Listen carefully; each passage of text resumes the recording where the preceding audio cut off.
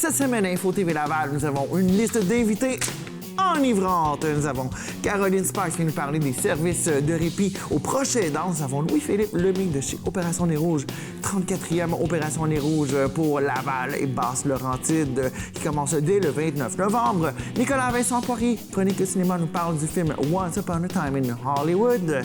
Nous avons Alès Loverdé qui vient nous parler de son nouvel opus Love. Martine Coudert vient nous parler de son nouveau livre L'Empoté. Donc, conversation fort intéressante sur un sujet qui est, ma foi, dérangeant. Jean-Jacques Lapierre est son invité, Jacques Saint-Jean.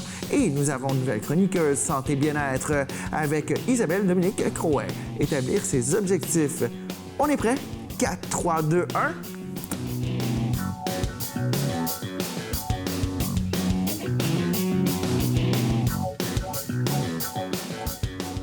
Cette semaine à Info TV Laval, nous recevons Caroline Sparks, coordonnatrice du service de répit aux proches aidants et de loisirs adaptés. Merci d'être venue.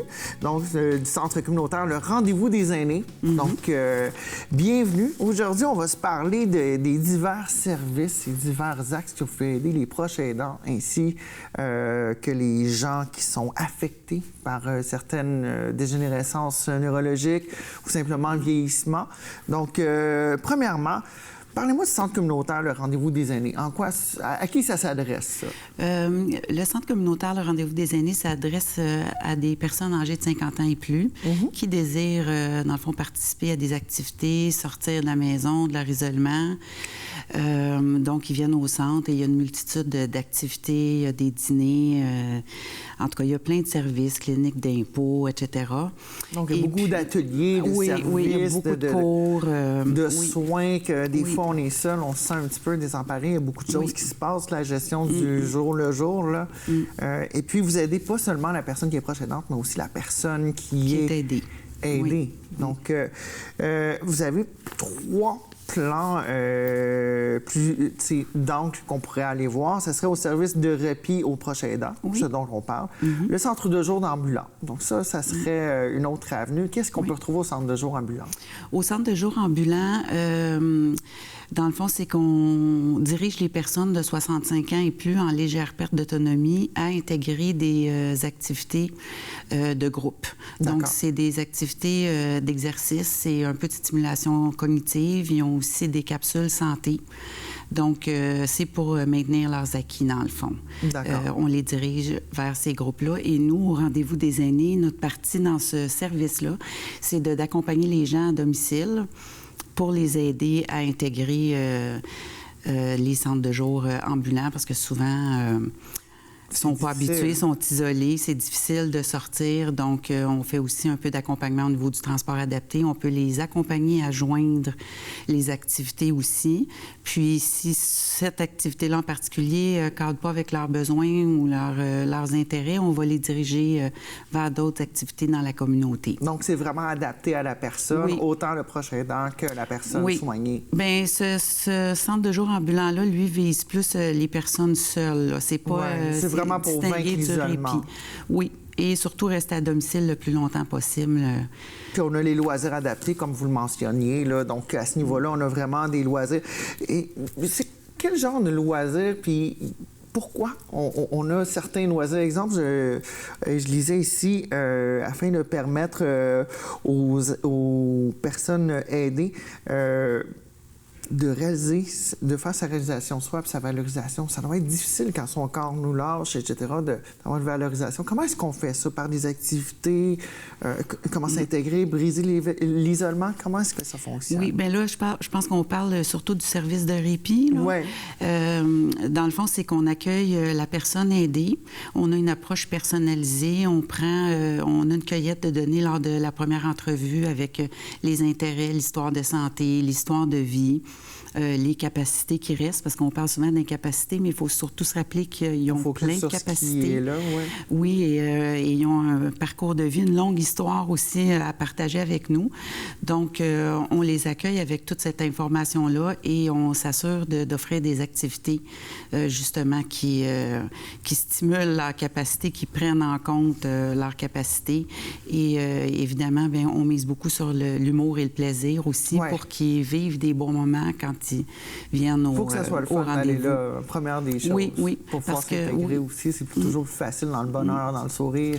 Non, puis il y en a souvent des personnes qui ont des atteintes, sont résistants, ils ne réalisent pas qu'ils ont besoin d'aide non plus, ne veulent pas sortir. Donc, nous, notre part là-dedans, c'est vraiment de s'assurer qu'ils sont bien et qu'ils veulent revenir pour qu'on puisse libérer le prochain aidant et que le prochain aidant puisse se reposer. Parce qu'on sait qu'ils sont vraiment fatigués, épuisés. C'est quoi le cas typique de prochain aidant que vous voyez rentrer généralement? Je sais que chaque histoire est différente, mais généralement, la personne qui est prochain aidante, qui fait le don de soi, qui est peut-être un petit peu dépassée par les événements, à quoi elle ressemble, cette personne-là? Juste pour que, si elle nous regarde, qu'elle puisse peut-être décider de vous appeler? Bien, c'est un peu, c'est tout le monde, mais c'est un peu sournois, la perte d'autonomie, parce que souvent, c'est ça, les proches aidants ne se rendent pas compte qu'ils sont proches aidants. Pour eux, c'est comme ça va de soi d'aider à faire les courses, d'aider au repas, de s'occuper des rendez-vous, mais à un moment donné, ça augmente la perte d'autonomie de la personne, et là, ils deviennent dépassés. Mais je vous dirais que c'est tout le monde. Il y a des plus jeunes qui prennent soin, ça peut être un fils, une fille. Il y a des travailleurs aussi qui vont au travail, mais qui s'occupent de leur personne le soir. Et on a beaucoup, nous, de personnes, je vous dirais 75 ans, 80, là, que c'est des couples que ça fait 30-40 ans qui sont ensemble, qui se sont promis de rester ensemble, liés, de prendre soin un de l'autre. Oui, et là, pour eux, c'est très difficile aussi de faire une demande. De l'aide, là. C'est important de bénéficier de vos services. Là. Oui. Et puis, c'est quoi les critères d'admissibilité? Pour le répit au proche aidant, dans le fond, au rendez-vous des aînés, on demande 50 ans et plus pour la personne aidée, parce que le proche aidant peut être plus jeune aussi, là, d'habiter à Laval et d'être quand même, d'avoir une certaine autonomie là, au niveau de l'hygiène, des déplacements, de la prise de médicaments. On va faire des rappels, mais on ne le donne pas pour eux. Et puis, d'être capable de fonctionner en groupe aussi. Là. Ça veut dire pas de comportement d'agressivité. Oui, ça, c'est tout le temps un petit peu difficile à gérer. Là. Oui. Et puis, pour les gens qui auraient besoin, qui aimeraient y accéder, qui nous écoutent présentement, qui font comme « Hey, je pense qu'elle m'a décrit ou elle a décrit quelqu'un que je connais bien, j'aimerais aider cette personne-là à sortir de son petit méandre d'être pris puis d'en avoir un petit peu trop sur les épaules des fois. » Donc, on peut vous rejoindre par téléphone. Ils peuvent nous téléphone rejoindre. est en bas de l'écran. Oui, au rendez-vous des aînés. S'ils veulent me parler personnellement, ils prennent signal le poste 207. Ça va me faire plaisir de parler. Pour Caroline, oui. Sinon, ils appellent juste simplement à la réception, puis ils nomment un peu leurs besoins. Ils vont être dirigés vers nous. Et est-ce que je nomme tous les téléphones que j'ai apportés ou on... Bien, on va les mettre, on va les défiler en bas de l'écran, mais juste nous dire quels sont les numéros à qui on s'adresse. Okay. Il y a le 811, option 2. Les gens vont pouvoir parler à des intervenants au niveau psychosocial qui vont les écouter, les informer, les référer. Parfait. Il y a le 211 qui est un répertoire, un bottin de ressources, dans le fond, pour tous les organismes. Les gens qui savent peut-être un petit peu plus ce qu'ils ont besoin, ce qu'ils veulent. Il y a la ligne Info aidant pour les proches aidants de l'appui. Ça, c'est une ligne de 8 h le matin à 8 h le soir. Même chose, ils vont avoir de l'écoute, des références, du soutien au téléphone. Et il y a lavalensanté.com, qui est du réseau de la santé, dans le fond, du CIS de Laval, où les gens ont accès par Internet. Parfait. Et donc, j'espère que j'en oublie pas. Je pense qu'on a fait le tour, sinon vous allez les voir défiler à l'écran. Bien, Caroline Sparks, du Centre communautaire Le Rendez-vous des aînés, un gros merci pour ce que vous faites. Merci à vous. Merci d'être venu. Ça me fait plaisir. Merci. On est bien accompagné pour être bien raccompagné, pour être sûr que tout le monde va être bien raccompagné. On reçoit Louis-Philippe Lemay, coordonnateur Sport Laval et la mascotte de Nez Rouge. Oh yeah! Oh que oui! Donc, bienvenue. Merci. Bienvenue. Donc, lancement de la 34e campagne Opération Nez Rouge Laval Basse-Laurentide. Exact. Écoute, c'est pas rien, là. 34 ans pour Laval puis les Basses-Laurentides, puis 36e campagne au niveau national. Donc, non, on est super contents. Puis ça va bien, ça continue de bien aller. Écoute, en 2018, ça a été une année record pour le territoire Laval-Basse-Laurentide avec 4096 raccompagnements en 27 jours de campagne. Exact. Puis ça nous a permis de devenir la deuxième opération, la deuxième plus grande Opération Nez Rouge en termes de raccompagnement au Canada, dans le fond. Wow! OK. Puis ça, évidemment, ça dépend pas juste des gens qui appellent pour se faire raccompagner. Ça dépend aussi du nombre de raccompagnateurs qu'on peut trouver. Ça dépend principalement du nombre de bénévoles qui se présentent en centrale pour faire des raccompagnements. OK. Mais on s'entend qu'être bénévole, c'est presque une tradition pour certains. C'est leur BA de la nouvelle année. C'est le truc qu'on fait en gang un samedi soir où on n'a pas rien de booké, ou un mercredi où on n'a rien de booké, on se dit hey, on va faire ça. Exact. Ça fait partie pour plusieurs de la tradition du temps des fêtes. Si on pense le Noël s'en vient, le jour de l'an, bien, pour les gens, l'Opération Nez Rouge aussi, puis aller donner une soirée de temps en raccompagnement, ça fait partie de la tradition du temps des fêtes. Oui. Et puis, les gens qui raccompagnent, là, il faut les allécher un petit peu. Il y en a qui sont à l'écoute, là, puis on veut les allécher, on veut qu'ils viennent parce qu'on veut raccompagner du monde, parce que quand on raccompagne du monde, ça fait des accidents de moins sur les routes. Exact. Ça fait des gens qui ont des sourires aux lèvres parce qu'ils n'ont pas reçu de mauvaises nouvelles et ils n'ont pas de casier judiciaire. Exact. Et ça fait aussi qu'il y a des jeunes sportifs de Laval qui vont pouvoir continuer de faire du sport et puis de plus belle. Exact, parce que l'ensemble des dons, 100% des dons qu'on amasse, parce que l'Opération Nez Rouge, on prend un raccompagnement, j'ai pris un verre de trop, c'est gratuit, je donne un don, puis cet argent-là, bien, elle s'en va aux jeunes sportifs de la région.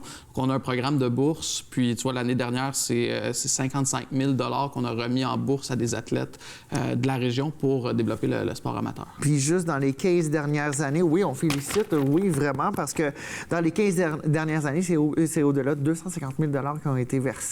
Exact. Et bien, plus de 250 000 Plus de 250 000, oui. Exact, pour la région, exact. Wow! Et puis ça va être souligné dans le 12e Gala Sport de Laval. Exact, au mois de mai, le 29 mai prochain, le 29 mai 2020. Yeah! Et puis, les donateurs aussi. Oui. Il y a beaucoup de donateurs qui donnent à chaque année. On invite les gens, si c'est peut-être pas à être bénévole, de venir... de faire un don, peut-être? Ça serait une façon d'aider? Oui, exact. On peut appeler, peut faire un don pour encourager, mais tu parlais, pour les bénévoles, les allécher pour qu'ils viennent faire l'Opération Nez Rouge. Oui. Puis tu parles de donateurs, fait que je fais le lien. Cette année, on a travaillé extrêmement fort pour aller, pour mobiliser la communauté, pour mobiliser les gens à venir donner du temps. Puis là, on est super content d'annoncer que tous les bénévoles qui vont se présenter en centrale, on va leur offrir une boîte à lunch repas Taverne 1909. Où tu te présentes, tu n'as pas eu le temps de venir manger, tu veux faire Opération Nez Rouge, bien, nous, on a une boîte à lunch Taverne 1909 pour toi. On va donner après chaque soirée de raccompagnement un calendrier de l'Avent Lint à tous les bénévoles. Ceux qui ont la dent sucrée. Oui, exact. Avec le H. Grégoire, notre présentateur officiel à Laval, Basse-Laurentide, on fait tirer parmi tous les gens qui vont avoir participé à l'Opération Nez Rouge Laval, Basse-Laurentide, un voyage pour 2 à Miami. Wow. Au mois de janvier. On a un souper reconnaissance des bénévoles. Tu participes une soirée, tu peux venir sur la cabane à sucre Lalande, un souper 4 services avec de l'animation, c'est super.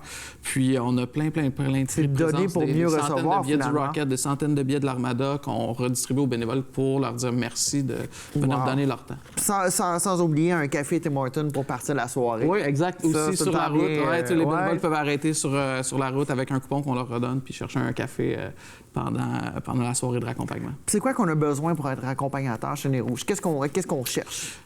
Qu'est-ce qu'on recherche? Bien, on recherche, c'est des équipes de 3. Fait que on a ce qu'on appelle un escorte motorisé. La personne qui va conduire son propre véhicule va embarquer 2 bénévoles avec lui dans sa voiture. On se rend chez le client. Donc là, il y a le chauffeur. Le chauffeur, c'est la personne qui va conduire le véhicule du client. Donc ça prend 21 ans et plus. Ouais. Puis évidemment, un permis de conduire valide. Puis il y a une personne qu'on va appeler le partenaire qui va être dans la voiture avec le chauffeur pour s'assurer que tout se passe de façon sécuritaire. Puis ça prend 18 ans et plus. Puis pas besoin, évidemment, d'avoir un permis de conduire valide comme la personne ne conduira pas.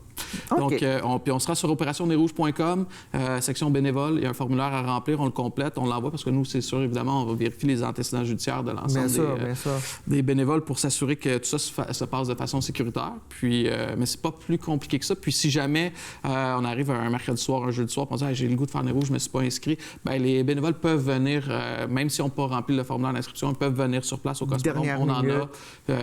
Exactement, puis on va le traiter désinfecter sur place aussi. OK. C'est donc le lieu de rendez-vous pour Laval et les Basses-Laurentides. La station, ça se passe au Cosmodome. Exactement, au Cosmodome, 21. Le centre opérationnel. Oui, la centrale des bénévoles. Donc, il faut se rendre là, évidemment, pour recevoir une petite formation, les cadeaux qu'on donne, les façons de faire pour leur accompagnement, puis redistribuer les dons par la suite. C'est quoi que les gens qui ont terminé leur première soirée en tant que bénévole, accompagnateur, c'est quoi le premier commentaire généralement qui vient aux lèvres?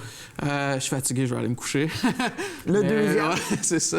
Mais non, ben, les gens veulent revenir. Je pense que l'essayer, c'est l'adopter. Parce qu'il y a du fun à se faire. Ouais, c'est sur des anecdotes. Puis il y a tellement de la complicité qui se fait entre les bénévoles qui raccompagnent. Toujours des histoires croustillantes puis savoureuses. Croustillante et savoureuse, ça, c'est deux mots qu'on aime bien parce qu'après ça, nous, quand on va dans notre party après, on sait qu'on peut se faire accompagner et on a des belles histoires de raccompagnage. Oui, aussi, exact, puis ça finit bien. Ouais. Oui, ça finit bien. Et puis là, on a notre ami ici, c'est la mascotte depuis le début, il me semble. Oui, depuis le début, depuis 1984. 1984, ça ne te rajeunit pas, ça, hein? Oh, on est encore en shape, encore en shape. Donc, pour les gens de Laval, Basse-Laurentide, c'est quoi le numéro à composer si on a besoin de se faire raccompagner? Puis c'est à partir de quelle date? Super important. À partir du 29 novembre, donc 29-30 novembre, puis on recommence du 5 sans arrêt jusqu'au 31 décembre. Puis pour la région, c'est le 514-Mont-41. Donc 514-666-4011. Avec le petit jeu de mots ici. Mon 40 ans, je l'aime beaucoup.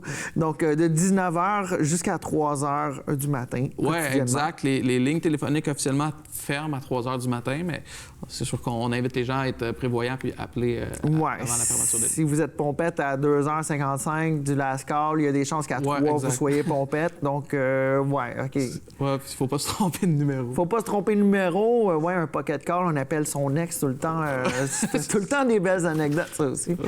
Ouais, écoute, Louis-Philippe Lemay, coordonnateur Sport Laval, ainsi que la mascotte de Nez Rouge. Merci d'être là, mascotte. Hey, elle a failli pas venir en plus, hein? T'es occupé. C'est sûr, la campagne commence ce vendredi, fait que... Oui, t'es en train de faire sa job de mascotte. Exact. Et voilà. Écoute, un gros merci, mascotte. Un gros merci, Louis-Philippe. Et puis, pour une 36e année de suite, 34e campagne dans la région, Opération Nez Rouge, Laval, Basse-Laurentide. Puis ça marche aussi pour les gens qui ont fumé. Hein? C'est aussi pour les yeux vitreux. Pour toute situation de faculté, de conduite avec les facultés affaiblies, vous êtes trop fatigué, c'est bon aussi. C'est bon aussi. Moi, j'ai même eu une histoire une fois. Une dame était à l'hôpital, puis je ne sais pas quel traitement elle avait eu, puis là, elle n'était pas en état de conduire, elle a appelé Nez Rouge. Voilà. Accompagné. Et voilà. Écoutez, vous avez le nez rouge ou les yeux rouges. C'est ça. Nez Rouge. Salut, je suis très heureux d'être le porte-parole de l'opération Nez Rouge. Pour ceux qui l'ignorent, la totalité de vos dons sont remis à des organismes locaux dédiés à la jeunesse et au sport amateur. Fait que toi, pendant que t'es un fin renard sur la route, t'aides Mégane à peaufiner ses talents de gardienne de but. Parce que là, Mégane est pas encore solide au hockey. Si vous n'êtes pas en état de conduire, appelez un ami, un taxi ou, si vous voulez vraiment aider Mégane, appelez Nez Rouge, l'appel qui fait du chemin.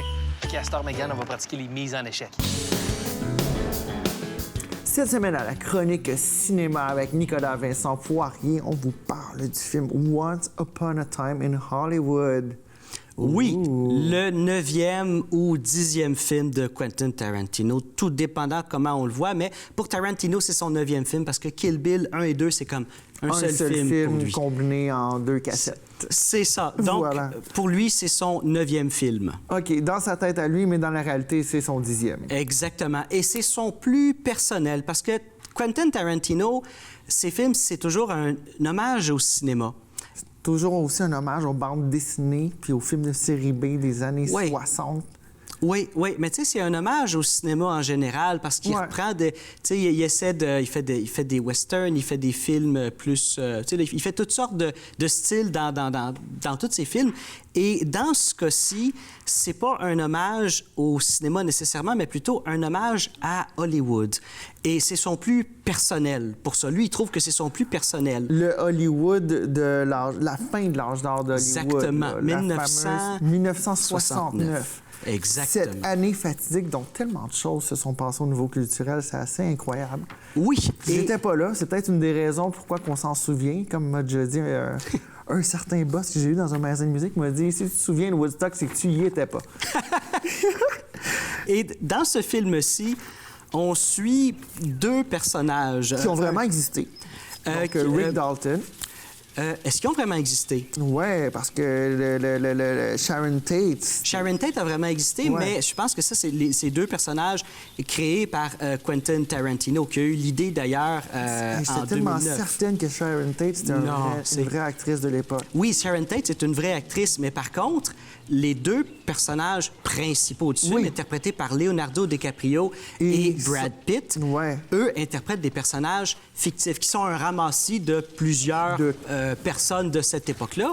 Mais en gros, DiCaprio interprète un acteur déchu des films western des années 50, un has-been qui essaie vraiment de faire son comeback. Et Brad Pitt interprète son meilleur ami et cascadeur. Oui, c'est son cascadeur, façon pour l'amener sur les plateaux puis charrer son chum. C'est ça, c'est ça. Et deux bons bodies. Deux bons bodies. Et à travers ça, le personnage de DiCaprio habite juste à côté de Roman Polanski. Et Roman Polanski, bon, c'est le réalisateur qui a été marié à Sharon Tate. Sharon Tate qui s'est fait assassiner par la secte de Charles Manson. Charles Manson, oui. Le poil lève juste d'en parler. C'est toute une histoire pareille. Ça. Oui, c'est une histoire horrible. Et que Tarantino, on connaît un peu son style, que Tarantino... peut être très glauque. Peut être très noir dans sa façon de voir. Oui, en même temps, il y a un humour noir. Ça fait que comment tu veux amener l'histoire de Sharon Tate, qui s'est faite brutalement assassiner pendant qu'elle était enceinte, comment tu peux amener un humour noir là-dedans? Surtout que Roman Polanski est encore vivant. Donc, tu sais, tu veux... Comment gérer ça? Et Quentin Tarantino, quand il a écrit ça, bon, il n'a pas été voir Roman Polanski pour lui demander la permission, mais il a été voir la sœur de Sharon Tate qui était en accord avec cette histoire-là. Cette narration, cette version de l'histoire. Exactement. Donc, il y a quelque chose là. Et Tarantino, pour avoir un look très spécifique des années de 1969, je pense que n'importe quel autre réalisateur aurait dit, regarde, on va dans un studio, puis bon, regarde, c'est du CGI, puis that's it. Non. Pas Tarantino. Tarantino, il a dit... Chaque item a été choisi. De CGI. On va recréer à Hollywood, dans les rues, les vieux commerces, puis tout le kit. Donc, ils ont été voir les commerces existants, puis hey, salut, on veut refaire la version comme de 1969. Wow. Donc, les gens n'étaient pas tout à fait d'accord, mais bon, ils ont accepté à un moment donné. Donc, quand le cachet, là. Oui, mais ils ont fait des vieilles pancartes, ils ont toutes recréé. Des devantures de magasins qui existent, des vieux édifices qui sont remplacés maintenant. Oui, des vieilles affiches de vente commerce. Et finalement, à la fin, la plupart des commerces qui étaient au départ pas vraiment d'accord avec cette idée-là de remplacer leur enseigne pendant un certain temps. Après, ils voulaient participer. Ah, ils voulaient les garder. Ben oui. Quand le tournage est fini, là, comme, oh wow, on aime bien mieux le look des années 60, on va le garder, là.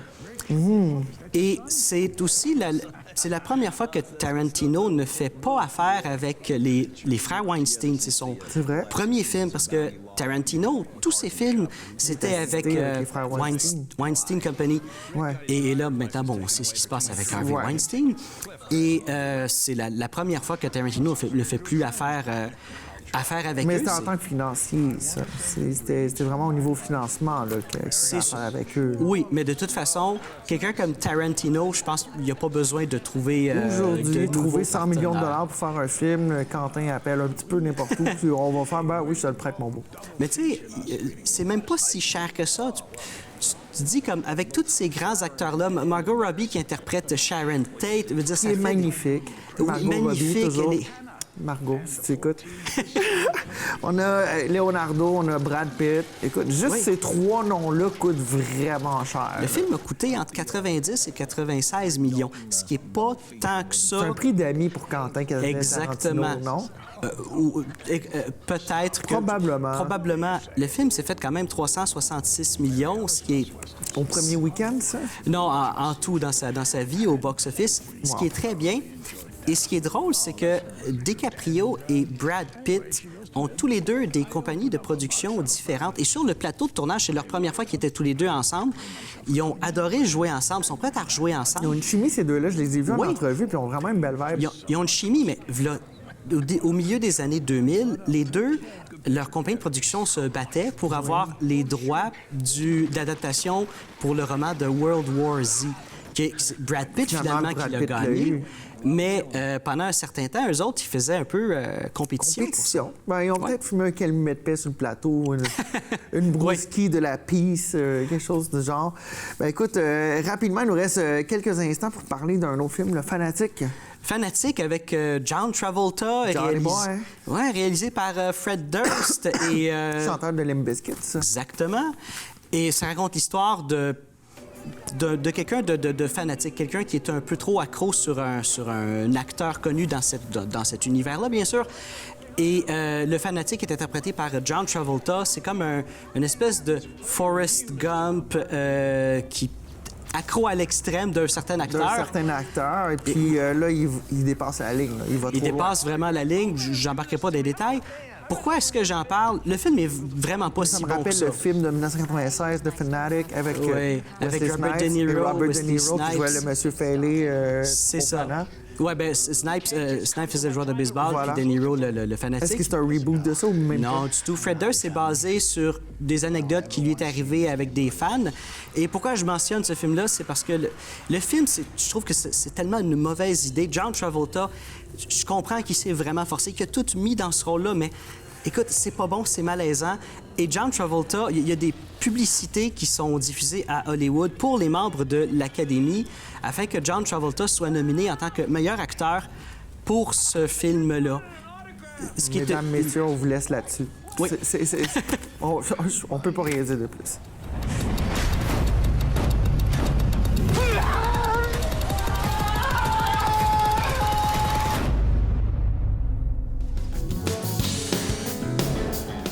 À Info TV Laval, cette semaine, on a le plaisir de recevoir Alès Loverdé, chanteur. Salut! Salut, ça va? Ça va bien, toi? Ça peut aller mieux. Ça peut aller mieux. On a la voix un petit peu éraillée. Ouais. Tu me disais en entrant en ondes que tu ressemblais à Barbe Vador. Moi, j'ai bien aimé. Mais non, ça se tient, ça se tient. Ouais. Alors, au moment d'enregistrer, on est le lendemain du gala des Gamiques. Ouais. Paraît que le After Hours, c'est le fun. Oh, yeah! Pose pas de questions, Stéphanie, t'auras pas de mentir. Yeah! Non, c'était vraiment le fun. C'était vraiment le fun, ouais. Alors, artiste complet, chanteur, showman, multi-instrumentiste, producteur. Écoute, ça, c'est beaucoup de chapeaux d'un coup. Ouais. Premièrement, tu viens nous parler de ton nouvel opus qui s'appelle Love. Ouais. Parce que le love is everything. Non. non. C'est toujours compliqué de parler d'amour, en fait. D'aller dans les lieux communs, les trucs convenus, c'est toujours un peu difficile d'aborder ce sujet quand même. Okay. Donc, en fait, je parle de toutes les phases d'une histoire, en fait, qui est amoureuse, mais en fait, c'est toutes les phases d'une histoire avec l'étincelle, avec ce nouveau titre qui s'appelle Besoin d'aimer, dont la vidéo est sortie il y a quelques jours. Donc, c'est ça, l'étincelle, les différentes étapes d'une relation, et même l'après-relation. Ouais, parce qu'une relation, ce qui fait que c'est une relation, c'est que ça finit à un moment donné. C'est une histoire, en fait. C'est une histoire. C'est une histoire, puis je parle en gros de l'histoire importante de la vie de chacun. On a tous eu une vie avec une histoire importante, qu'elle soit à 18 ans, à 16 ans ou à 32 ans. C'est vrai. Et puis, parlant d'histoire, toi, à peine âgé de 10 ans, tu fréquentais ton premier studio d'enregistrement. Ouais, j'ai eu de la chance. Tu as eu de la chance. Après ça, passera 6 ans riche en production, sans cesse sur scène. Dès l'âge de 8 ans, il se hissera au sommet des classements de danse rock acrobatique suisse et mondiale. Ouais. Pardon. Ouais, c'est qu'en Suisse, j'ai vraiment la chance d'être dans une espèce d'école complètement dingue, avec des studios d'enregistrement, des salles de danse. C'est une école pour artistes, là, c'est pour les surdoués, genre. Bon, les surdoués, non. Non, mais c'est juste que c'est une école où on te mettait là, puis moi on me disait Alès, il faut un chanteur, c'est Alès. Je fais OK. Il faut un acteur, c'est Alès. OK. Est-ce que c'était parce que tu te démarquais du lot, parce que tu étais un petit peu plus volubineuse? Non, mais je pense qu'avec mes origines italiennes et siciliennes, on est beaucoup plus extraverti que la norme suisse. Voilà. Ouais, OK. Et puis bon, il se trouve que j'étais quand même un peu doué pour qu'on continue à me faire des affaires, quoi. OK. On vous dit multi-instrumentiste et producteur. Donc, producteur, c'est la personne derrière la console qui décide ce que vous allez entendre à la radio, sur l'album. Oui. Et puis, multi-instrumentiste, c'est quoi ton instrument que tu as débuté? Et puis, maintenant, c'est lequel ton favori? Si ça l'a changé. Ouais. En fait, je suis un fils de chanteur, donc mon père est un chanteur lyrique. Donc j'ai grandi dans cet amour de... Ouais, exactement, la voce italienne, la musica leggera italiana comme on l'appelle. Et donc j'ai grandi là-dedans, j'ai commencé dans les chœurs classiques, etc. Et puis après forcément j'ai pris une guitare. Je dis, ça se transporte bien, on s'accorde. Ouais, non, mais en fait, j'étais dans le... J'ai étudié, en fait, j'ai grandi dans les jardins de l'écrivain Voltaire, faut le savoir. Quand même. Ouais. Et le lycée qui lui avait été dédié, en face, c'était là qu'on avait aussi... C'était un cursus artistique aussi, là. D'accord. Donc on rencontrait plein de gens de toute la Suisse qui venaient faire ça. Et en face, on avait un magasin, forcément, ils étaient pas fous. En face, il y avait un magasin de guitare. Fait que... Quelle bonne idée. Fait que, un peu comme dans Wayne's World, j'ai acheté la même guitare blanche. Ah ouais, t'as acheté la Fender Stratocaster blanche. Exactement. Comme Jimi Hendrix. Exactement, la même Fender. Et puis... J'ai fait la même chose. Ça ne nous a pas influencé du tout? Et puis c'est là, non, et puis c'est ça que... Donc c'est avec cet instrument que j'ai commencé à composer des chansons. Puis après, forcément, on avait un piano à la maison, blablabla. Et puis... C'est vrai que dernièrement, j'aime la bass. T'as redécouvert la basse? Bah, c'est que je suis vraiment un partisan de la musique qui groove, même si je fais du rock, il y a toujours cette teinte soul derrière. Faut qu'on puisse bouger, tu sais. Ouais, il faut que ça groove. Donc c'est ça. Donc en fait, j'aime la basse profondément et quand j'ai acheté ma base 70s Radiation. Fender. Ouais, je me suis fait une tendinite, j'arrivais plus à... Je pouvais plus... J'aime jouer au tennis, je pouvais plus jouer au tennis, je pouvais plus rien faire parce que je voyais pas le temps passer, je jouais 4-5 heures de suite tous les jours. OK, donc vraiment, là, toi, on peut dire que t'es un passionné, t'es pas comme un entrepreneur artistique, c'est vraiment, t'es passionné, t'es musicien. Ouais, mais en fait, c'est sûr que même si je fais ça depuis tout petit, il y a toujours quand même l'apprentissage du métier et puis de le tourner en quelque chose de professionnel et devenir producteur et d'avoir une société de production comme j'ai ici. Il y a eu une transformation qui s'est faite. À la fois, j'ai une carrière artistique en tant qu'artiste, puis à la fois, forcément, j'ai développé mes aptitudes du producteur, du réalisateur, voilà, qui donne les conseils, qui met en fait son expérience. Mais justement, c'est ça qui est bien dans mon parcours, c'est que je suis pas spécialisé dans un instrument ou dans une facette de la musique. Donc en fait, vu que j'ai été acteur pour la télé italienne, j'ai fait plein de choses aussi par rapport à l'image. Fait que ça donne une vue plus globale. Ouais, c'est intéressant de pouvoir apporter un peu cette expérience générale à des artistes et puis de les diriger, que ce soit même parce que je sais manier forcément les logiciels, parce que je produis réellement quand même la musique, je suis pas juste un directeur artistique. Non, on met la main à la pâte. Ouais, on produit des beats, on produit des tracks, on fait les arrangements, on fait les mix. Là, tout ce qui sort, c'est moi qui mixe. Donc, le dernier album, le mini-album Love qui est sorti. Puis le mini-album Love, parle-moi de ça. C'est quoi le message au final pour la personne qui va l'avoir écouté au complet? Non, c'est ça. C'est, si tu veux, un peu une histoire dans laquelle tu peux te retrouver. C'est-à-dire que tu peux, avec les différentes... Parce que des fois, moi, j'aime pas, si tu veux, j'aime pas les gens qui chialent. OK, les bons vieux chialeux. Ouais, donc, si tu veux, il y a forcément les morceaux qui parlent de la rupture, parce que c'est une histoire du début à la fin et même de l'après la fin. Ouais. Et c'était intéressant de pouvoir aborder toutes ces... avec humilité, pouvoir parler de ça sans en faire trop, sans être too much. Mais c'est sûr qu'il y a des morceaux qui sont beaucoup plus explosifs et positifs, comme Besoin d'aimer, quel début, quelle étincelle. Mais c'est une étincelle, il y a toujours un sens d'être productif derrière. C'est une étincelle qui nous donne quelque chose, qui nous donne... Même quand je parle des ruptures dans ce mini-album... C'est important qu'il y ait un esprit d'évolution. Exactement. Il y a aller de regarder plus loin et puis de savoir que derrière l'obstacle, il y a quelque chose de positif qui se passe, quoi. Et puis pour les gens qui voudraient se procurer ton nouvel opus, Love, donc de Alès Loverde. Ouais, c'est sorti avec Select, donc vous pouvez trouver ça sur Spotify, whatever. Spotify, toutes les plateformes musicales de streaming. Et ce que je voulais dire, c'est que l'album Love, là j'étais en show à la Place des Arts samedi. Oui. Et samedi dernier, voilà, ça a bien été, c'était le fun. Ouais, c'était fou. C'était fou, hein? Oui. Non, mais c'est ça, chaque fois une sacrée fête, nos spectacles. Je me suis aussi, vu que je suis sur scène depuis petit, forcément, j'ai travaillé un spectacle avec vraiment le public qui fait partie du spectacle. Il y a plein d'interactions avec le public. Il y a toutes les versions sont décortiquées. C'est toutes des nouvelles versions différentes pour le live. Vivre pour l'occasion. Et puis c'est ça. Et en fait, c'est que cette histoire d'amour, elle s'insère dans une plus grande histoire que je raconte pendant 1h30 en fait, qui raconte un peu le passage à l'âge adulte, en fait. Oh! Ben, Alès Loverdé, un gros merci d'être merci à vous. Et puis, pour les gens à la maison, allez sur votre site de streaming favori, allez visiter Alès Loverdé. Merci à vous. Cette semaine à Info TV Laval, j'ai le plaisir de recevoir l'auteur de L'Empoté, Martine Coudert. Bonjour. Bonjour. Ça va bien? Ça va, je vous remercie. Ben, merci d'être venu. Donc, nouveau livre, nouveau roman, qui est inspiré de L'Homme qui rit de Victor Hugo, un roman qui vous a fasciné d'une certaine façon. Absolument, oui, dans ma jeunesse. Et comme j'enseignais, j'ai eu l'idée de l'enseigner à mes étudiants, mais avant ça, je l'ai relu, parce que ça faisait un petit moment que je l'avais mis de côté. Puis en le relisant, il y a des souvenirs qui ont surgi, il y a des souvenirs de ma jeunesse quand j'étais en France, sur le boulevard le cours de Vincennes. Il y avait une foire qu'on appelait la foire du trône, où on exposait des phénomènes de la nature. Des nains, des gens difformes, la femme à 2 têtes.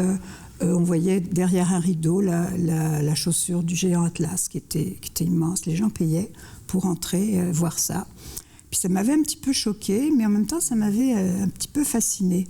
Alors quand j'ai relu L'Homme qui rit, je me suis dit, je vais l'enseigner, mais en le relisant, tout ça a surgi. Puis je me suis dit, je préfère faire une recherche sur la monstruosité. Une recherche sur la monstruosité. Oui. C'est ça qui vous a frappé de cette exposition et de ce livre-là. Voilà. Alors, le livre de Victor Hugo, c'est fait à partir d'un article de journal en Angleterre au XVIIe siècle. Il a appelé ça les Comprachicos. C'était une bande de nomades qui achetaient les enfants. Il ne les volait pas, il les achetait. Et puis, il les estropiait, il les mutilait, pour les revendre ensuite à des gens, à l'aristocratie, qui aimaient bien s'amuser avec... tout le monde avait son petit nain, son petit monstre et tout ça.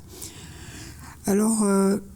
C'était une pratique courante à cette époque. Oui, le XVIIe siècle, ces petits amusements, si voilà, on veut, c'est ça. Puis c'était l'époque des poisons.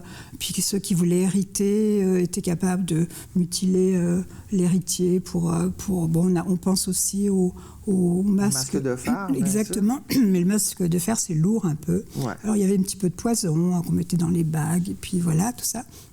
Alors là, j'ai commencé à faire une recherche à partir de ça. Et à travers ça, je suis allée en Chine, parce qu'en Chine, ils étaient assez... courant. Oui, c'est ça. Puis ils avaient des petites poudres spéciales pour empêcher la douleur. D'ailleurs, on l'utilise toujours. Et quand dans le Gwynplaine, le personnage principal de L'Homme qui rit, a été acheté par les Comprachicos, on lui a fendu la bouche jusqu'aux oreilles. Pour lui faire un sourire permanent. Voilà, puis c'est pour ça qu'on dit L'Homme qui rit. Et le lendemain, quand il s'est réveillé, il était affolé, mais on lui a dit qu'on l'avait sauvé d'une maladie et tout ça. Wow. Alors c'était aussi avec ces poudres spéciales. Alors moi j'ai imaginé, j'ai mis en scène en fait des personnages, des super personnages, super médecins, super sculpteurs, super... dessinateurs et tout ça, pour faire... Parce qu'on mettait les enfants dans des pots. Alors, pour faire des pots, faire des pots, des beaux pots en Limoges. Alors, j'ai travaillé un petit peu sur la porcelaine de Limoges, qui est d'origine chinoise, avec des belles peintures et tout ça. Alors, les gens choisissaient le modèle de leur pot. Ouais. On trouvait un enfant. C'était un enfant qui était abandonné, ou je ne sais pas, on le mettait dans le pot. Et le pot, et c'est ce que dit Victor Hugo, on met l'enfant dans le pot, l'enfant ne grandit pas, mais il grossit, il prend la forme du pot. Alors il a 2 ans lorsqu'on le met dans le pot. À l'âge de 7 ans à peu près, on brise le pot. Alors évidemment, c'est des beaux pots. Et on a un enfant, un empoté, c'est pour ça, d'où le titre. Voilà, c'est ça. Donc, votre livre traite, puis votre étude, vous avez fait de la monstruosité, c'est la monstruosité infligée par l'homme. Voilà. C'est ça, infliger sur l'autre. Parce que bon, si on veut faire de son corps tout ce qu'on veut, il n'y a pas de problème. Mais prendre un enfant et puis l'empêcher de s'épanouir normalement. Mais dans le médecin en question, tout ça, c'est vraiment des gens qui ont existé. Les lieux ont existé aussi. On ne touche surtout pas la tête, parce que c'est important que le cerveau fonctionne normalement. Ouais. Mais le corps, alors évidemment, les gens s'amusent. Tout le monde a son petit nain. Alors les petits nains qui farfouillent sous les tables, sous les robes des femmes. Ça, c'est les reines qui avaient ça de toute façon aussi. Wow. Enfin, toutes sortes de petites folies. Et... c'est ça. Wow, OK, voilà. C'est fascinant parce que c'est quand même, c'est un aspect de l'histoire, c'est un pan de l'histoire que, on n'en parle pas parce que c'est les vainqueurs qui écrivent l'histoire, donc ils écrivent bien ce qu'ils veulent bien montrer. C'est ça, voilà. Et puis, mais c'est quand même atroce, c'est quand même relativement récent qu'il n'y a plus dans les fameux phénomènes de foire, les fameuses personnes, la femme à barbe, comme vous mentionniez, les personnes à deux têtes, des trucs comme ça. Voilà. C'est relativement récent, peut-être des années 70, qu'on n'a plus le droit d'exploiter pour la plupart des régions du monde. Là. Oui, mais ça se fait encore. Et puis, comme la nature ne répond plus aux besoins, évidemment, il n'y a plus assez de nains. Puis, on sait que les nains ne reproduisent pas des nains de toute façon. Non, voilà. Alors, on en fabrique. Et c'est cette manière de faire. Wow. Et puis, qu'est-ce qui vous a le plus appelé là-dedans? Dans toute cette étymologie, ce monde d'infliger une douleur permanente et pas juste physique, parce qu'on ne souffrira pas nécessairement physiquement de cette déformation, mais une douleur psychologique permanente, en fait. Je trouve ça révoltant. Et puis, par ce texte, je veux le souligner un petit peu, montrer que même maintenant, on pourrait les comprachicos de maintenant, les parents qui, pour se libérer des enfants, avoir la paix, leur donnent plein de sucreries. Ça fait des petits monstres, ça déforme aussi. D'une façon, d'une certaine manière. Aux États-Unis, en Amérique, en ce moment, la femme, et ça existe actuellement, adapte son pied à la chaussure. Elle veut une paire de chaussures, elle ne peut pas mettre son pied dedans, alors elle peut se faire enlever un orteil, mettre du botox dans le talon pour supporter le talon, absolument. Wow. Les Chinois se font débrider les yeux pour ressembler aux Européennes. Les Chinois se font sectionner le fémur pour l'os du fémur pour l'étirer, pour que l'os pousse un petit peu pour récupérer. Donc, c'est encore présent de nos jours, mais de façon beaucoup plus mesquine. C'est très créatif. L'homme a une imagination incroyable. Écoutez, Martine Coudert, L'Empoté, disponible au Québec à la coop du Collège Antique, et puis activement à la recherche d'un éditeur québécois, parce que c'est déjà édité en France. Alors c'est ça, je suis à la recherche d'un éditeur. Je pourrais récupérer mes droits. Et j'ai un deuxième roman qui, lui, va travailler un petit peu sur la... Moi, je suis fascinée par les mains, par le toucher. Alors, c'est aussi... Puis les serpents. Alors, ça va être un petit peu mythologie. Il y a un peu de mythologie. Ça va être très différent écoutez, un gros merci, Martine Coudert. C'est moi qui vous remercie. Pour la suite. Puis, merci d'être passé à l'émission. Merci de m'avoir invité. C'est très gentil. Merci. Alors, c'est à suivre. À suivre. Nouvelle chronique Santé Bien-être avec une nouvelle chroniqueuse, Isabelle Dominique Cros. Ça va bien? Oui, ça va très bien. Toi-même? Ben oui, super bien. Merci. Bienvenue à bord. Merci infiniment. Donc, on va se voir aux 2 semaines ou aux 3 semaines selon l'état des choses. Mais on a de la job. On a de la job pour toi, ma belle. Donc, Santé Bien-être. Aujourd'hui, on va parler d'établir des objectifs SMART. Oui, on parle de ça parce que c'est la fin de l'année, puis je trouve que c'est un bon temps pour soit revenir en arrière puis commencer à penser, est-ce que j'ai pris des résolutions? Est-ce que je m'en rappelle? Puis en même temps, on réfléchit à l'année qui s'en vient. 2020, ça semble loin encore, mais ça s'en vient. Alors c'est vraiment un mois et demi. C'est ça, il reste comme 6 semaines pour se dire, OK. Puis en même temps, le temps des fêtes s'en vient. Tu sais, depuis 2-3 semaines, le climat nous a un peu déprimés, on va dire ça comme ça. Les journées qui raccourcissent, le changement d'heure, ça nous rentre dedans au final, non? Oui, je pense que le mois de novembre, c'est démontré de toute façon par la science. C'est un mois qui est difficile. Alors, ce que je veux pas que les gens se sentent coupables, c'est toujours un peu ça mon message comme coach. peu importe où on en est, l'important, c'est juste de s'asseoir de temps en temps, sporadiquement, puis de se dire, OK, c'était quoi mes objectifs? Est-ce que j'en avais? Si j'en ai pas, bien, c'est le moment de clarifier. Puis à être honnête aussi. Oui, c'est comme... Puis... Le mois de janvier passé, oui, quand j'étais pompette, j'avais pris la résolution, je m'étais inscrite au gym. Ils m'ont rappelé cette année, oui, je vais me réinscrire. Où êtes-vous situé? Il faut être honnête. Il faut être honnête, puis c'est pas parce qu'on a un bel abonnement qu'on y va. Tu sais, des fois, c'est rassurant de se dire, ah oui, tu sais, moi, je suis abonnée. Ça donne bonne conscience. Oui, je vais mettre un peu plus de gravy sur mes patates. Ben oui, je vais aller m'entraîner. Je vais aller m'entraîner, puis à quelque part, on y croit. Tu sais, on y croit parce qu'on est comme, OK, là, ça n'a pas donné ce mois-ci. Puis on se trouve des excuses. Fait que c'est aussi de trouver les solutions. Si vraiment le gym, puis je le dis souvent, si le gym, c'est pas ce que j'ai envie de faire, bien, il y a tellement 1000 choses que je pourrais faire. Les gens qui n'aiment pas s'entraîner, ils peuvent faire des entraînements beaucoup plus courts, ils peuvent aller marcher, ils peuvent prendre du temps en famille. Il y a plein de choses qui existent.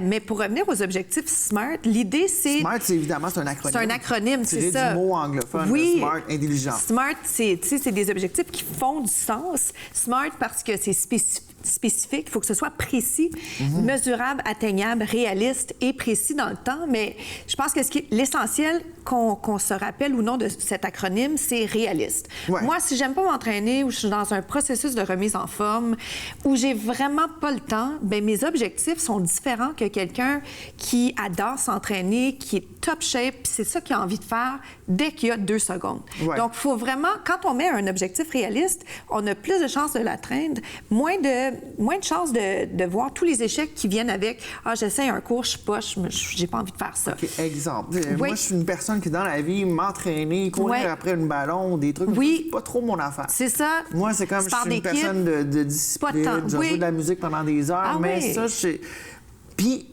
quand j'ai découvert les 2-3 trucs que j'aime faire, là, on dirait que ça m'incite à bouger. Oui. Je me suis acheté un skateboard. Hey, ça, j'aime ça. Ça, c'est le fun. OK. Super, j'ai acheté un vélo. Hey, ça, c'est le fun. Ça, j'aime ça. Patin à roues alignées. Mais sinon, à l'autre gym, je le faisais pas. Je me prenais des défaites pour pas y aller. Puis c'est facile de trouver des excuses parce que on a tous juste 24 heures. Les gens qui réussissent immensément bien ont toujours juste eu 24 heures. Les gens qui sont des exemples à suivre ont juste 24 heures, mais au final, c'est vrai qu'on est tous très, très occupés. Alors, comment on fait pour essayer d'insérer ça? Puis la notion de plaisir essentielle. Voilà. Puis retomber des fois à ce qu'on aimait faire quand on était tout petit, ça se faisait tout seul. On regarde les enfants, ça se fait tout seul. Typique, là. Tu rencontres pour la première fois une personne, là, puis... généralement parlant, là, le plus souvent qu'autrement, cette personne-là, elle t'arrive avec quoi? Elle dit « Hey, moi, j'ai pas entraîné depuis... » X nombre de temps. Donc, en fait, mon quotidien, je suis beaucoup avec des étudiants du collégial parce que j'enseigne au cégep en éducation physique. Donc, c'est effectivement des étudiants qui sont très, très occupés. Ils sont en position assise toute la journée. Quand ils rentrent à la maison, ils ont des travaux à faire. À part si c'est des gens qui ont la chance d'être passionnés puis qui ont une équipe de sport, si c'est ça qu'ils aiment faire, c'est très difficile pour eux d'insérer ça. Puis, donc, ce que je leur dis, c'est commencer par la base. La base, c'est qu'est-ce que tu peux faire au quotidien, rajouter des petits 5 minutes, 10 minutes. Tu sais, on dit, c'est en moyenne... c'est cumulatif. Oui, c'est cumulatif. C'est minimum 150 minutes par semaine. C'est un minimum. Mais si on fait au moins ça, la marche, c'est du cardio. C'est considéré du cardio.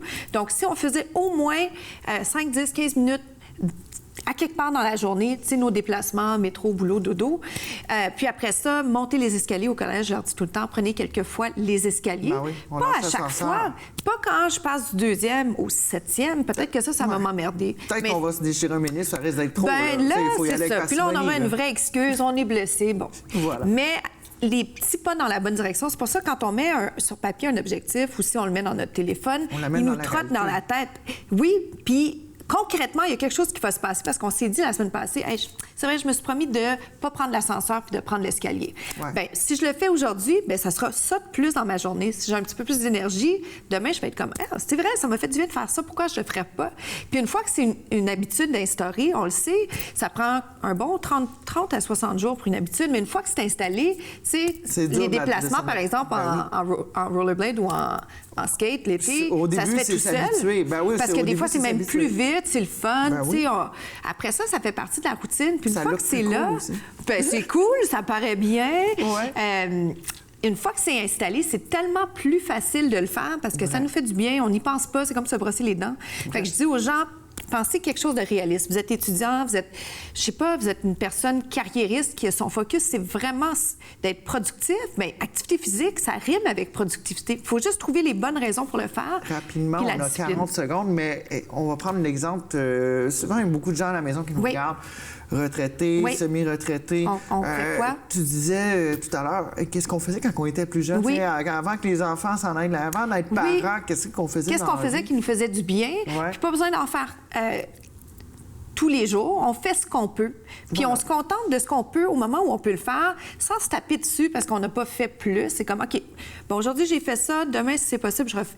Puis si j'ai un plan, si à chaque semaine, je me dis, OK, je vais faire 3 fois par semaine une marche de 20 minutes, mais ça rentre bien dans mon horaire parce que c'est réaliste, c'est précis. Puis dans quelques semaines, je vais pouvoir mesurer mon succès et c'est gagnant. Allier ça à une petite commission des dépanneurs. Oui, une petite commission, je vais chercher les ma animaux. poule cette semaine, je vais chercher ma carte de TV Bingo Laval. Bon, il va excellent prétexte pour être actif. Oui. Écoute, Isabelle Dominique Cros, merci d'être passée cette semaine. On se revoit dans 2 semaines pour la chronique Santé Bien-être. Donc, c'était une première, mesdames, messieurs. À très bientôt. Donc, si vous avez des questions, quoi que ce soit, le site de Info TV Laval. Salutations. Aujourd'hui, un invité, un ami qui a eu du succès dans toutes les carrières qu'il a accomplies. Jacques Saint-Jean, ça fait un plaisir de t'accueillir. Ça me fait plaisir d'être ici, de parler. Ça fait au moins 1 an qu'on ne s'est pas parlé vraiment. Ben oui. Jacques Saint-Jean, tu es arrivé à Laval, tu étais relativement jeune, mais ta première carrière, qu'est-ce que tu as fait au début? Oh, j'ai fait 2 carrières parallèles.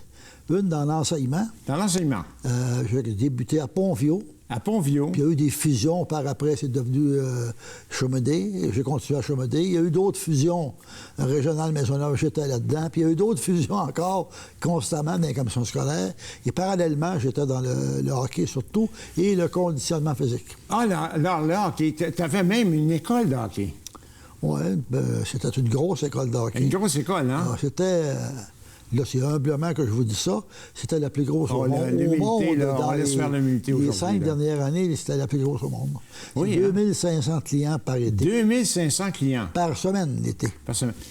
Tu as eu des grandes vedettes qui ont œuvré dans ton école de hockey? Bernard Parent, qui était invité la semaine passée. Michael Bossy, Denis Savard. Qui? Michael Bossy. Michael Bossy aussi? Oui, Denis Savard. Danfos Robitaille, le président du Los Angeles, était dans l'école de hockey, eux autres. J'ai fait en parallèle du coaching et l'école de hockey, il faut faire attention. Là. Alors, Bossy, c'est dans le coaching, Parent, c'est dans le coaching, Savard, c'est dans le coaching. Tandis que Danfos Robitaille, c'est dans l'école de hockey. Il était tout petit. Ça devait être difficile d'avoir cette école de hockey-là, l'enseignement en même temps? J'avais beaucoup d'énergie, j'avais beaucoup de force physique. Je pense que je ne pourrais pas, aujourd'hui, faire la même chose. Je mangeais presque pas, puis c'était pas moi, c'est ma passion, tout simplement.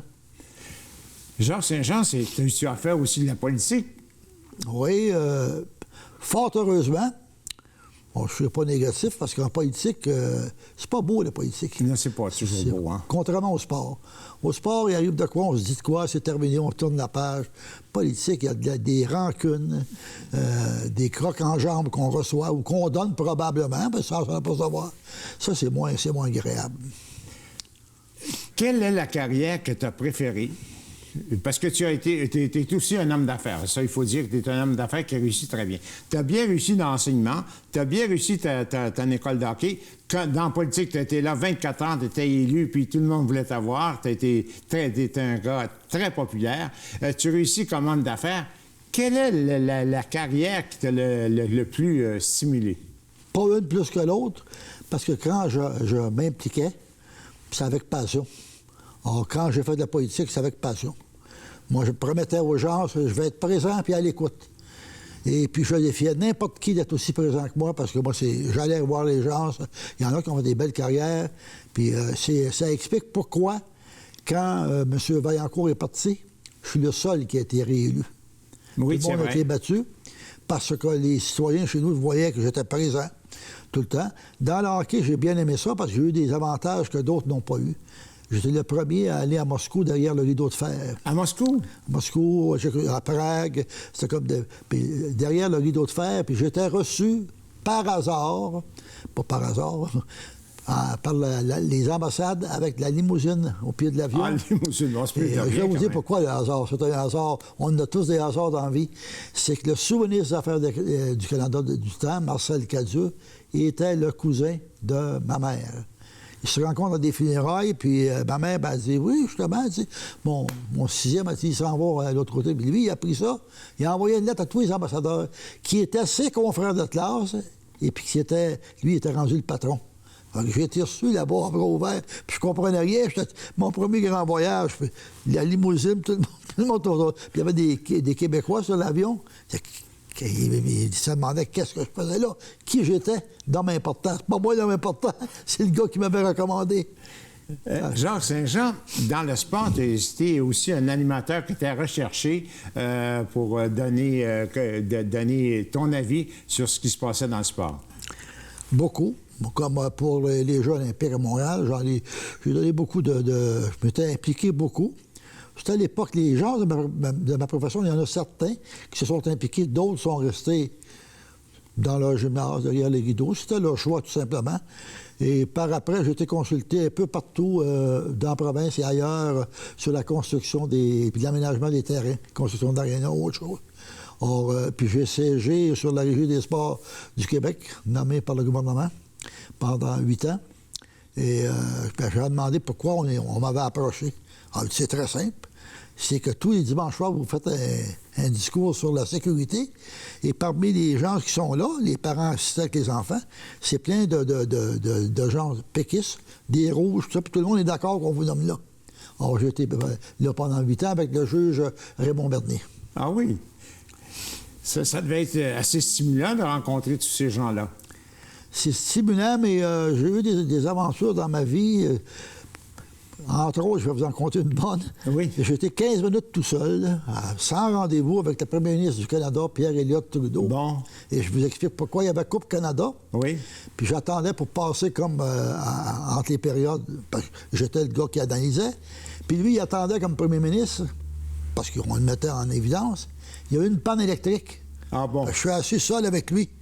Mais il était gentil. Il m'a parlé de hockey, heureusement. Il t'a parlé de hockey, oui? Oui, il suivait les grandes vedettes dans le temps, là. Oui. C'est ça. On était au moins 15 à se parler ensemble. Alors, c'était une entrevue non sollicitée. Mais tu sais qu'à cette époque, on pouvait rencontrer... Moi, j'ai rencontré M. Trudeau aussi à plusieurs reprises. C'était facile. On allait à Ottawa avec des étudiants, moi, parce que j'étais dans l'enseignement. Et puis, on rencontrait M. Trudeau très facilement, ce qu'on peut plus faire aujourd'hui. C'est assez... Les premiers ministres, Bourassa, Trudeau, c'était facile. Mais moi, je ne suis pas allé. J'ai envoyé mon épouse du temps, j'ai envoyé mon monde rencontrer à Ottawa le premier ministre, puis à Québec aussi, parce que les camps de jour au Canada, ça a pris naissance ici. C'était le stage estival Maisonneuve. Ah oui. On transportait les enfants. Le cardiologue en chef, le Dr. Yves, était là-dedans. Des personnages, les fils du motivologue Chapeux était là-dedans aussi. Fait que, on s'est recroisés par après. Et ça n'a pas pu continuer strictement, parce que c'est pour ça que j'aime pas ça de la politique. Parce que tant qu'à moi, on a pris... C'était l'été, on prenait des locaux qui étaient libres, c'était pour les gens. Et il y a des personnes en autorité qui ont dit non, une école ne doit pas servir à ça. On ne nuisait pas du tout. Une école, lorsqu'elle ne sert pas aux étudiants, elle peut être prêtée pour d'autres activités. Oui. Ça a discontinué, mais la formule a ressuscité par après dans les villes. Jacques Saint-Jean, tu es un gars formidable. Tu as toujours été impliqué dans ta paroisse, dans toutes sortes d'activités, toutes sortes d'œuvres. Moi, je tiens à te féliciter pour tout ce que tu as fait dans ta carrière, pour ton implication. Tu es un gars qu'on aime beaucoup. Alors, on aura le plaisir de se revoir encore prochainement. Ça me fait plaisir. Parfait. Merci beaucoup. Merci.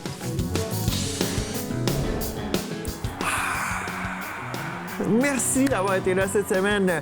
Revenez-nous la semaine prochaine dans quelques instants. Bingo TV Laval avec 3 500 $ en jeu en direct de votre salon. Ça vous intéresse? 2 500 $, la carte pleine. tvrl.ca pour la liste des détaillants pour vous procurer une carte bingo. Revenez-nous la semaine prochaine. Mon nom est Stéphanie Léveillé-Denis. Bonne semaine.